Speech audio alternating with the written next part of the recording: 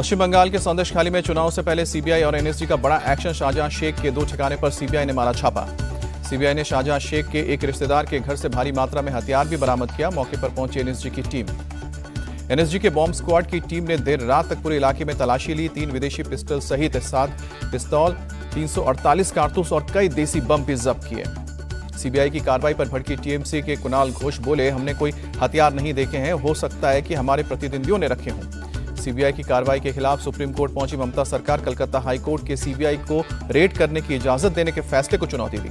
Supreme court में 29 अप्रैल को होगी ममता सरकार की याचिका पर सुनवाई। जस्टिस BR गवाई की बेंच करेगी मामले की सुनवाई।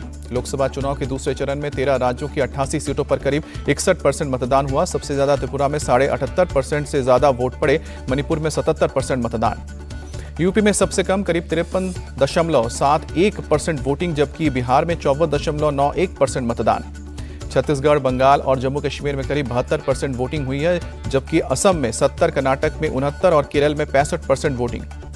राजस्थान में 64% मतदान हुआ है, जबकि एमपी में 55% और महाराष्ट्र में करीब 54% लोगों ने मतदान किया है। दूसरे चरण की वोटिंग को प्रधानमंत्री मोदी ने ट्वीट कर बताया बहुत बढ़िया। लिखा कि एनडीए के गवर्नेंस पर जनता ने वोट दिया। पीएम मोदी आज महाराष्ट्र और गोवा में करेंगे चुनाव प्रचार। शाम को 5 बजे कोल्हापुर में करेंगे जनसभा को संबोधित। प्रधानमंत्री महाराष्ट्र के बाद करेंगे गोवा का दौरा। शाम को 7 बजे दक्षिण गोवा में एक जनसभा को संबोधित करेंगे। केंद्रीय गृह मंत्री अमित शाह का आज गुजरात में तूफानी प्रचार। 3 जनसभा और 1 रोड शो करेंगे।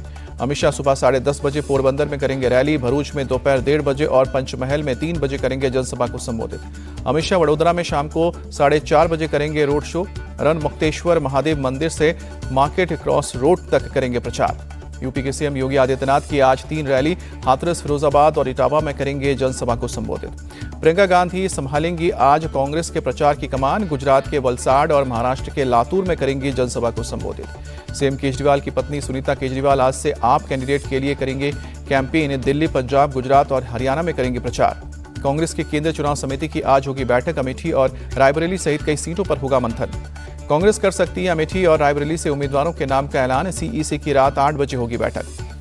ऋषिकेश पहुंचे रॉबर्ट वाड्रा ने अमेठी से लोकसभा चुनाव लड़ने के एक सवाल पर कहा, पूरे देश से आवाज आ रही है कि मुझे सक्रिय राजनीति में आना चाहिए।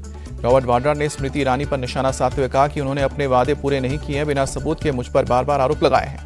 राजस्थान कांग्रेस का बड़ा एक्शन। पूर्व विधायक अमीन खान और राज्य इकाई के पूर्व सचिव बालेंदु सिंह शेखावत को किया सस्पेंड।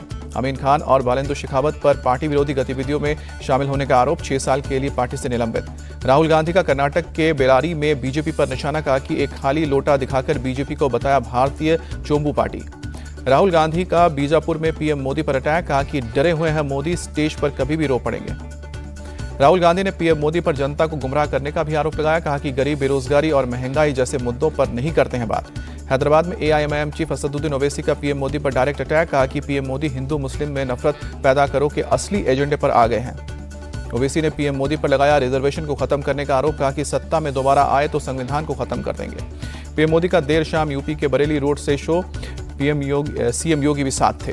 बिहार, बंगाल में मोदी के निशाने पर रहा इंडिया अलायंस। अररिया में बोले, कांग्रेस आरजेडी का मकसद देश के लोगों से छीनना और अपनी तिजोरी भरना है। पीएम मोदी बोले, मुंगेर ने सबसे ज्यादा जंगल राज झेला है। एनडीए सरकार के लौटने के वजह से लालटेन अंधकार से बिहार को निकाला है। मुंगेर से आरजेडी पर सीएम नीतीश का हमला। कहा कि कुछ लोग सिर्फ परिवार के लिए काम करते हैं, ऐसे लोगों को वोट दिया तो सब कुछ छीन लेंगे। बिहार की जनता से नीतीश कुमार की अपील, जाति के आधार पर नहीं, विकास को देखकर वोट कीजिए। बीजेपी के 400 पार के नारे पर राबड़ी देवी का तंज। कहा, जनता तय करेगी आंकड़ा पार होगा कि नहीं। यूपी के संभल में सीएम योगी का विपक्ष पर हमला। कहा कि जो लोग भारत माता की जय बोलने से डरते हैं उन्हें वोट ना दें। राहुल प्रियंका के अयोध्या दर्शन की खबर पर बोले, सीएम योगी पहले राम के वजूद को नकारा, अब कहते हैं राम सबके हैं। यूपी कांग्रेस प्रभारी अविनाश पांडे का बयान, अमेठी और रायबरेली सीट पर टफ फाइट होगी। स्मृति ईरानी के लिए आसान नहीं है ये चुनाव। राजकोट से बीजेपी उम्मीदवार पुरुषोत्तम रुपाला के क्षत्रिय समुदाय से फिर माफी मांगने की तस्वीर सामने आई। कहा कि मेरी गलती के लिए प्रधानमंत्री मोदी का विरोध ना करें। पुरुषोत्तम रुपाला ने अपनी गलती मानते हुए क्षत्रिय समुदाय के योगदान का जिक्र किया। कहा कि मोदी आज विश्व नेता है, सिर्फ हमारे नेता नहीं है। सीएम केजरीवाल को जेल में डालने का दांव बीजेपी का उल्टा पड़ेगा, जनता देगी जवाब। दिल्ली की मंत्री अतिशी का बयान। नॉर्थ ईस्ट दिल्ली से बीजेपी कैंडिडेट मनोज तिवारी का बयान, कैंपेन बढ़िया चल रहा है, जनता बीजेपी के साथ है। महाराष्ट्र बीजेपी के चुनाव प्रभारी दिनेश शर्मा का बयान, सूबे में मोदी मैजिक है, यहां के हर घर में अफजल नहीं मोदी निकलेंगे। मुंबई उत्तर पूर्व से बीजेपी कैंडिडेट मिहिर कोटेचा ने किया नॉमिनेशन। देवेंद्र फडणवीस समेत कई बड़े नेता साथ रहे। ओडिशा के उमरकोट से ईसी अधिकारियों का एक्शन। बीजेडी कैंडिडेट के पंडियान के चॉपर की तलाशी ली। चुनाव से पहले बीजेडी को लगा झटका। विधायक परशुराम डाडा बीजेपी में शामिल हुए। सपा विधायक अबू आजमी से मिले शरद गुट के नेता जितेंद्र अहवाड़। एमवीए उम्मीदवारों के लिए जल्द करेंगे प्रचार। अबू आजमी ने नाराजगी की खबरों को किया खारिज। कहा कि सपा पार्टी के साथ ही हूं और कुछ दिन पहले प्रफुल्ल पटेल से मिले थे अबू आजमी। बेंगलुरु साउथ से बीजेपी कैंडिडेट तेजस्वी सूर्या के खिलाफ एफआईआर दर्ज। धर्म के नाम पर वोट मांगने का आरोप। रायसेन में शिवराज सिंह चौहान ने किया चुनाव प्रचार। एक जनसभा को संबोधित किया। नई दिल्ली लोकसभा क्षेत्र से बीजेपी उम्मीदवार बांसुरी स्वराज ने किया चुनाव प्रचार। आईआईटी गेट के सामने एसडीएम मार्केट में जाकर लोगों के साथ मुलाकात की। बांसुरी स्वराज ने कहा कि प्रधानमंत्री मोदी पर जनता का भरोसा है, इसलिए अब की बार 400 पार के संकल्प को जनता सिद्धि तक ले जाएगी। ईवीएम वीवीपैट पर सुप्रीम कोर्ट का बड़ा फैसला। पर्चियों से मिलान वाली मांग की खारिज। बैलेट पेपर से वोटिंग मांग वाली सभी याचिकाएं भी खारिज। वीवीपैट पर सुप्रीम कोर्ट के फैसले पर बोले पीएम मोदी, पुराना दौर वापस नहीं लौटेगा। मतपेटियां लूटने वालों को करारा जवाब मिला है। सुप्रीम कोर्ट के फैसले पर बोले अखिलेश यादव, ईवीएम के खिलाफ लड़ाई नहीं रुकेगी। कांग्रेस प्रवक्ता सुप्रिया श्रीनेत का सवाल, वीवीपैट के मुद्दे पर बातचीत के लिए चुनाव आयोग समय क्यों नहीं दे रहा। दिल्ली के मंत्री सौरभ भारद्वाज बोले 100% वीवीपैट मिलान का केंद्र और चुनाव आयोग विरोध करता है, इससे शक पैदा होता है। कानून मंत्री अर्जुन राम मेघवाल ने सुप्रीम कोर्ट के फैसले का किया स्वागत कि इंडिया अलायंस ने चुनाव आयोग को बदनाम करने की कोशिश की। सुप्रीम कोर्ट के फैसले पर बोले अनुराग ठाकुर, ईवीएम पर विपक्ष भ्रम फैलाने की कोशिश करता है।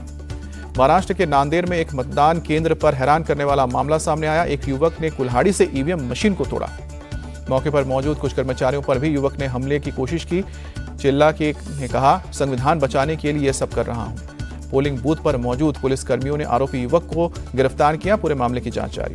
दिल्ली हाईकोर्ट ने दिल्ली सरकार और एमसीडी को लगाई फटकार। 2 लाख 2 से ज्यादा अधिक छात्रों को पाठ्य पुस्तक नहीं मुहैया करवाने पर जताई नाराजगी। हाईकोर्ट ने कहा कि दिल्ली सरकार की दिलचस्पी सिर्फ सत्ता में रहने की है। सीएम केजरीवाल ने गिरफ्तारी के बावजूद इस्तीफा नहीं देकर राष्ट्रीय हित के ऊपर निजी हित को प्राथमिकता दी है। दिल्ली के जहांगीरपुरी इलाके में महिला की गोली मारकर हत्या। दिन दहाड़े हुई वारदात से पूरे इलाके में मचा हड़कंप। पुलिस के मुताबिक नाबालिग आरोपी का मृतक महिला की बेटी से था अफेयर। महिला के विरोध करने पर मारी गई गोली। परिवार वालों ने पुलिस को दी शिकायत। कहा कि आरोपी ने अपने साथियों के साथ घर पर आकर महिला को मारी है गोली। मौके पर पहुंची एफएसएल की टीम ने जांच की। पुलिस को दी दुकान में लगी भीषण आग। स्क्रैप मार्केट से हादसा, काफी नुकसान की आशंका। आग लगने की खबर फैलते ही इलाके में मची अफरा तफरी। दमकल की गाड़ियों ने काफी मशक्कत के बाद पाया काबू। स्पाइडरमैन की ड्रेस पहनकर स्टंट करना महंगा पड़ा। दिल्ली पुलिस ने महिला और पुरुष दोनों को अरेस्ट किया। दिल्ली के दौलत राम कॉलेज का 62वां एनुअल फंक्शन। बतौर चीफ गेस्ट शामिल हुए इंडिया टीवी के चेयरमैन रजत शर्मा। छात्रों के साथ रजत शर्मा ने अपने कॉलेज के दिनों के अनुभव को भी साझा किया। कहा कि आपकी अदालत प्रोग्राम में आने वाले गेस्ट से आज भी सीखता हूं। भारतीय विदेशी मुद्रा भंडार में लगातार दूसरे हफ्ते गिरावट। 2 अरब 88 करोड़ डॉलर की कमी। भारतीय विदेशी मुद्रा भंडार 640 अरब 33 करोड़ डॉलर पर पहुंचा। आरबीआई ने 19 अप्रैल को खत्म हुए सप्ताह की रिपोर्ट जारी की। मार्च में मारुति सुजुकी का नेट प्रॉफिट में 47.8% की बढ़ोतरी। 3,877 करोड़ पार पहुंचा मुनाफा। आईपीएल में आज डबल हेडर मैच। पहले मुकाबले में मुंबई इंडियंस और दिल्ली कैपिटल्स के बीच भिड़ंत दिल्ली के अरुण जेटली क्रिकेट स्टेडियम में होगी। आईपीएल में आज दूसरा मैच लखनऊ के इकाना क्रिकेट स्टेडियम में होगा। आमने सामने होगी लखनऊ सुपर जायंट्स और राजस्थान। आईपीएल 2024 के 42वें मुकाबले में पंजाब किंग्स ने कोलकाता नाइट राइडर्स को हराया। पंजाब किंग्स ने आईपीएल टी20 इतिहास का सबसे बड़ा स्कोर चेस किया। पंजाब ने 19वें ओवर में 2 विकेट के नुकसान पर 262 रन बनाकर मैच जीता। पहले बल्लेबाजी करते हुए केकेआर ने 20 ओवर में 6 विकेट गंवाकर 261 रन बनाए थे। जवाब में पंजाब के बैट्समैन जॉनी बेयरस्टो ने शानदार बल्लेबाजी करते हुए 48 गेंद में 108 रन ठोके। केकेआर और पंजाब किंग्स के मैच में छक्कों का बना रिकॉर्ड। इस मैच में 42 छक्के मारे गए।